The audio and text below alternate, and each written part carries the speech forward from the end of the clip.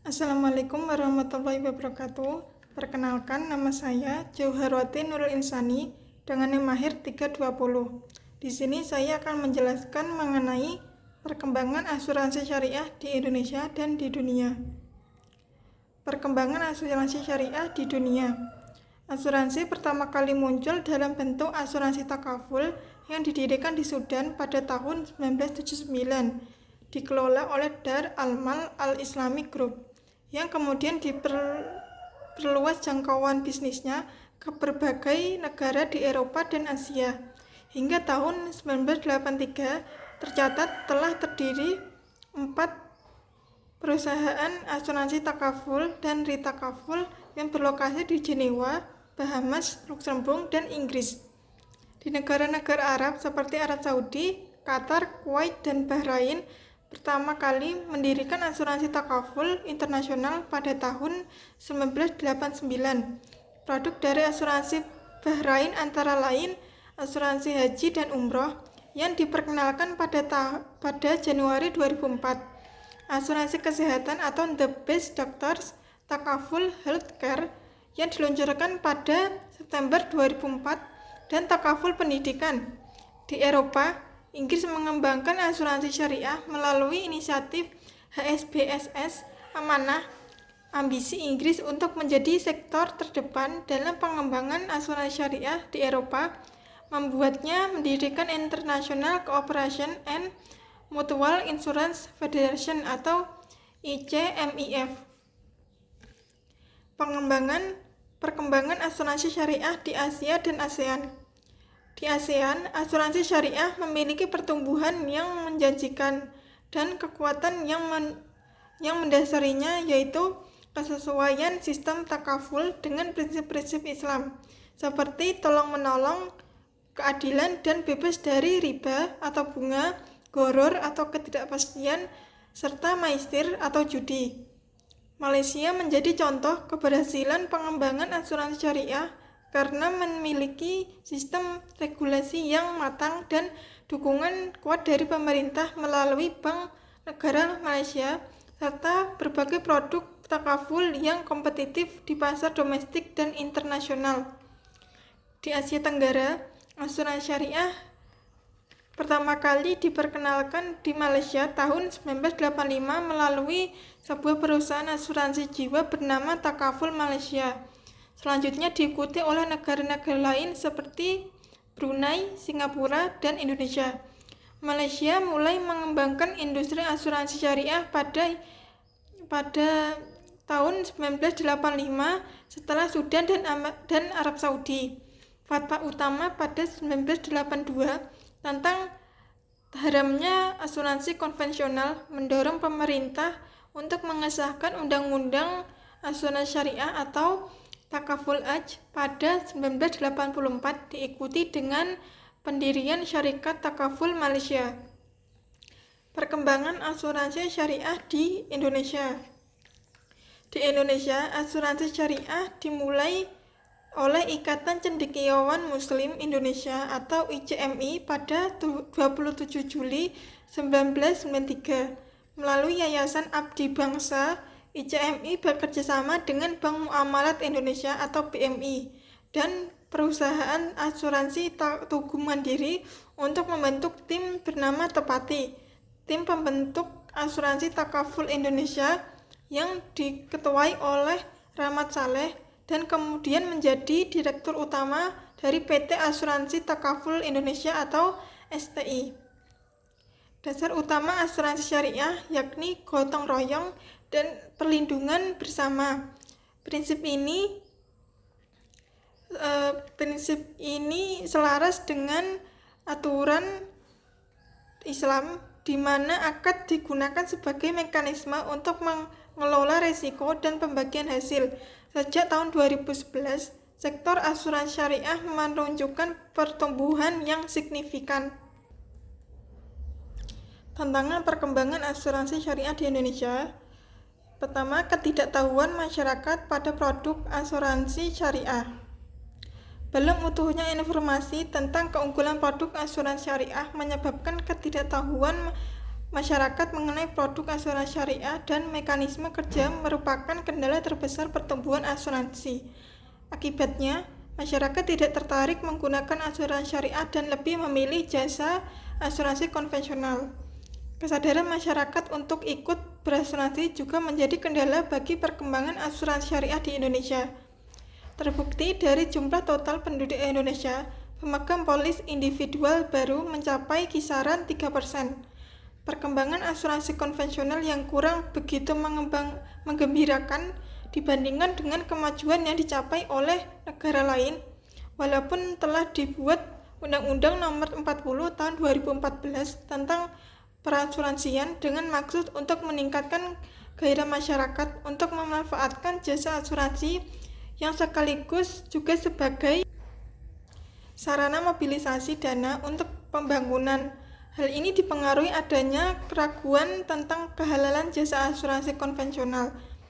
Kesadaran masyarakat yang masih rendah menjadi tantangan bagi asuransi syariah untuk memberikan pemahaman tentang asuransi syariah yang terlepas dari unsur maisir, gharar, dan riba. Kedua, dukungan pemerintah belum memadai. Di Indonesia, asuransi syariah berkembang dengan cepatnya, sedangkan perundang-undangan khususnya asuransi syariah belum ada hingga sekarang. Keadaan ini merupakan tantangan bagi berkembangnya asuransi syariah karena dikhawatirkan akan menimbulkan kesemrawutan. Meski sudah menunjukkan eksistensinya, masih banyak kendala yang dihadapi bagi pengembangan ekonomi syariah di Indonesia. Kendala yang cukup berpengaruh adalah dukungan penuh dari para pengambil kebijakan di negeri ini, terutama menteri-menteri dan lembaga pemerintahan yang memiliki wewenang dalam menentukan kebijakan ekonomi. Dukungan dari berbagai pihak, terutama pemerintah, ulama, akademisi, dan masyarakat diperlukan untuk memberikan masukan dalam penyelenggaraan operasional asuransi Islam. Hal ini diperlukan sebagai kontrol terhadap asuransi syariah agar berjalan pada sistem yang berlaku sekaligus meningkatkan kemampuan asuransi syariah dalam menangkap kebutuhan dan keinginan masyarakat. Ketiga, keterbatasan dana promosi. Keterbatasan dana promosi berakibat pada rendahnya dana yang membackup perusahaan asuransi syariah dalam melakukan promosi, dan edukasi pasar yang relatif belum dilakukan secara efektif. Di sisi lain, belum timbulnya industri penunjang asuransi syariah seperti broker-broker asuransi syariah, agen, adjuster, dan lain sebagainya. Produk dan layanan belum diunggulkan di atas produk konvensional. Posisi pasar yang masih ragu antara pencapaian konsep syariah yang menyeluruh dengan kenyataan bisnis di lapangan yang terkadang sangat jauh dari prinsip syariah. Kondisi seperti ini hendaknya menjadi bagian dari strategi promosi perusahaan. Keempat, keterbatasan modal. Salah satu hal penyebab relatif rendahnya penetrasi pasar asuransi syariah dalam 10 tahun terakhir adalah rendahnya dana yang membackup perusahaan asuransi syariah. Promosi dan edukasi yang relatif belum dilakukan secara efektif atau terkait dengan lemahnya dana. Belum timbulnya industri penunjang asuransi syariah seperti broker asuransi syariah dan lain sebagainya.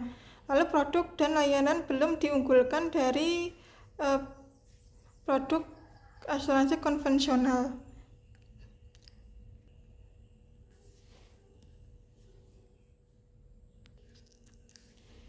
Dukungan kapasitas reasuransi yang masih terbatas terkait juga dengan dana dan belum adanya inovasi produk dan layanan yang benar-benar digali dalam konsep asuransi syariah. Lalu yang kelima, kurangnya SDM yang memadai. Perkembangan asuransi syariah merupakan kabar baik bagi perkembangan industri tersebut. Namun hal ini tidak diimbangi dengan ketersediaan sumber daya manusia yang berkualitas. Seringkali pembukaan cabang atau divisi asuransi syariah baru hanya didukung jumlah SDM yang terbatas. Hambatan perkembangan asuransi syariah di Indonesia. Pertama, rendahnya kesadaran masyarakat. Masyarakat masih menganggap asuransi bukan kebutuhan primer, melainkan kebutuhan pelengkap. Banyak yang tidak memahami manfaat asuransi dalam menghadapi resiko masa depan. Kekhawatiran terhadap klaim dan pembayaran premi. Masyarakat takut tidak mendapatkan klaim saat terjadi musibah. Hal ini diperburuk oleh cerita negatif dari orang lain yang gagal melakukan klaim. Ketiga, kurangnya dukungan pemerintah. Tidak adanya regulasi khusus dan kuat untuk mendukung asuransi syariah menjadi hambatan signifikan, berbeda dengan negara-negara seperti Malaysia yang memiliki dukungan penuh dari pemerintah. Keempat, budaya dan kepercayaan masyarakat. Beberapa budaya lokal menganggap asuransi bertentangan dengan nilai leluhur. Selain itu, sebagian masyarakat masih memandang asuransi sebagai sesuatu yang haram. Kelima, pelayanan kurang memuaskan. Pelayanan pada asuransi syariah masih kalah dibandingkan asuransi konvensional, terutama dalam kecepatan dan efisiensi proses klaim dan underwriting. Keenam, kurangnya pemahaman tentang produk asuransi syariah. Banyak masyarakat belum mengenal perbedaan mendasar antara asuransi syariah dan konvensional, sehingga kurang tertarik untuk berpartisipasi. Ketujuh, keterbatasan sumber daya manusia. Kekurangan tenaga profesional yang memadai memahami prinsip dan operasional asuransi syariah menjadi kendala dalam pengembangan layanan. 8. Keterbatasan modal. Perusahaan asuransi syariah masih menghadapi keterbatasan dalam permodalan yang berdampak pada layanan, proses klaim, dan promosi produk. Keterbatasan dana promosi dan edukasi. Rendahnya alokasi dana untuk promosi dan edukasi menyebabkan kurangnya pengetahuan masyarakat tentang asuransi syariah. Ke-10, regulasi yang belum matang. Ketidakhadiran peraturan khusus mengenai asuransi syariah menyebabkan ketidakteraturan dalam operasional dan pengawasan. Peluang perkembangan asuransi syariah di Indonesia. Pertama, jumlah unit asuransi syariah yang meningkat. Meningkatnya perusahaan asuransi yang membuat unit syariah beroperasi secara penuh. Selain itu, banyak perusahaan asing yang juga ikut membuat unit asuransi syariah seperti Allianz Syariah, Pro Syariah, Manulife, dan AIA. Hal ini membantu nasabah dalam memberikan banyak pilihan produk dan juga meningkatkan kesadaran nasabah akan adanya produk asuransi syariah. Kedua, meningkatkan tenaga pemasaran asuransi syariah. Tenaga pemasaran memiliki peran krusial dalam memperkenalkan asuransi syariah kepada masyarakat. Hal ini disebabkan karena tantangan utama dalam perkembangan keuangan syariah saat ini adalah masih rendahnya tingkat pemahaman dan kesadaran masyarakat terhadap sistem keuangan tersebut. Oleh karena itu, tenaga pemasaran bertanggung jawab untuk memberikan informasi dan edukasi mengenai produk serta manfaat yang ditawarkan oleh asuransi syariah kepada khalayak luas. Ketiga, peningkatan pengetahuan keuangan di masyarakat. Peningkatan edukasi mengenai produk asuransi syariah mulai menjangkau berbagai lapisan masyarakat, sehingga mampu mendorong ketertarikan masyarakat mereka untuk mempelajari konsep keuangan syariah, terutama dalam bidang asuransi. Pemahaman terhadap konsep asuransi syariah diharapkan dapat memberikan wawasan kepada masyarakat mengenai beragam produk yang tersedia. Dengan perusahaan tersebut, masyarakat dapat mengenali keunggulan dan karakteristik masing-masing produk, sehingga dapat memilih produk yang paling sesuai dengan kebutuhan mereka. Keempat, adanya regulasi yang jelas. Kemajuan asuransi syariah perlu disertai dengan dukungan regulasi yang memberikan kepastian hukum terhadap operasionalnya. Sejumlah peraturan yang menjadi landasan hukum bagi pelaksanaan asuransi syariah diantaranya Undang-Undang Nomor 2 Tahun 1992 tentang usaha perasuransian. Sekian dari saya. Wassalamualaikum warahmatullahi wabarakatuh.